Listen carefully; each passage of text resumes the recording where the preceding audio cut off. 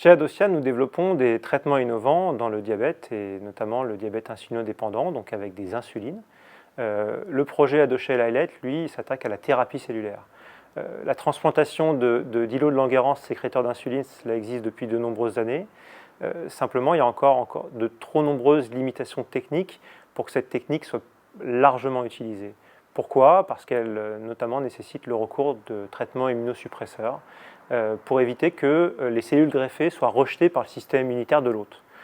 Ce que nous réalisons ici, c'est d'encapsuler ces cellules issues du don d'organes, de manière à les protéger du système immunitaire de l'hôte et d'éviter donc d'avoir recours aux traitements immunosuppresseurs. Et cela change radicalement les perspectives, de manière à ce que plus de patients puissent en bénéficier, sans avoir recours à ces médicaments qui sont notamment qui amènent notamment des effets secondaires et des effets indésirables qui sont largement documentés.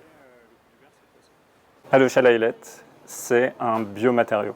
Ça veut dire qu'on a inventé des molécules qu'on synthétise à Adocia et qui vont créer un film qui va venir enrober des îlots de Langerhans, qui sont donc les îlots qui sont détruits chez les diabétiques de type 1. Et ça permet de créer une couche de protection qui est semi-perméable. Donc ça laisse passer les nutriments, l'oxygène et tout ce dont l'îlot a besoin pour survivre, mais ça empêche le système immunitaire de rentrer. Aujourd'hui, on a transplanté Adocia Islet chez le rat diabétique. Donc on rend le rat diabétique et il a une hyperglycémie comme ce qu'on peut retrouver chez l'homme.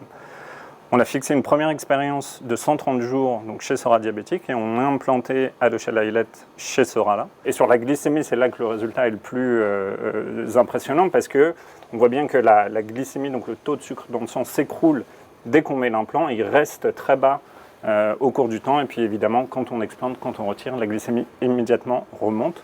Ce qui montre qu'effectivement on a été capable d'avoir un contrôle glycémique sans injection d'insuline chez ce rat-là. Au regard de ce résultat très intéressant chez le rat, aujourd'hui on va aller vérifier que ça fonctionne de la même façon chez le cochon. On est très confiant que ça va fonctionner également parce qu'on a une barrière qui est physique. Les anticorps font la même taille, les cellules du système immunitaire font la même taille. Il n'y a aucune raison que ça fonctionne différemment chez le cochon et chez l'homme. Lors de la chirurgie d'implantation chez le cochon, ce qu'on a réussi à démontrer, c'est qu'on a un implant qui est très résistant, qui peut être implanté par celluloscopie. La celluloscopie, c'est une façon d'implanter chirurgicalement qui est non invasive. Donc au lieu d'ouvrir complètement le cochon et de venir mettre l'implant, on peut faire juste une petite incision et venir rentrer avec des tubes. Et donc on a un gel qui permet de se plier et rentrer par ces tuyaux-là pour limiter l'impact de la chirurgie chez le cochon et donc plus tard chez le patient. Et donc on a un hydrogel qui est résistant et qui permet d'être implanté avec une chirurgie minimalement invasive. Avec cette preuve de concept chez les rats diabétiques, nous avons franchi une étape importante. Nous sommes aujourd'hui en mesure de passer à une démonstration d'efficacité chez le cochon diabétique.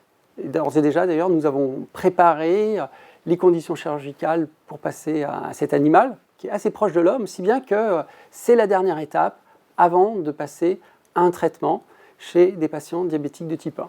Bien sûr, la première population visée par ce traitement sont des personnes souffrant d'un diabète sévère. Évidemment, on pense à étendre cette application à tout type de diabétique de type 1, dans la mesure où nous aurions accès à un plus large panel de cellules, à savoir des cellules de lignée cellulaire.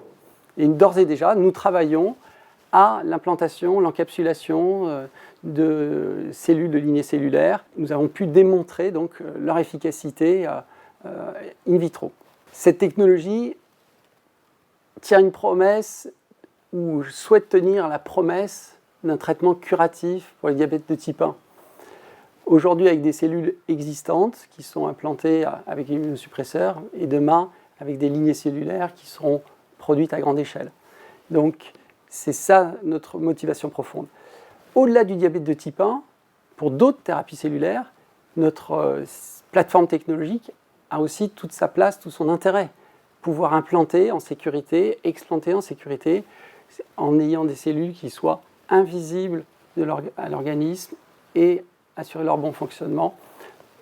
C'est tout à fait intéressant, nécessaire même, à d'autres traitements par thérapie cellulaire. Nous pensons notamment au traitement de l'hémophilie avec des cellules produisant des facteurs de coagulation manquants chez les patients souffrant de cette pathologie.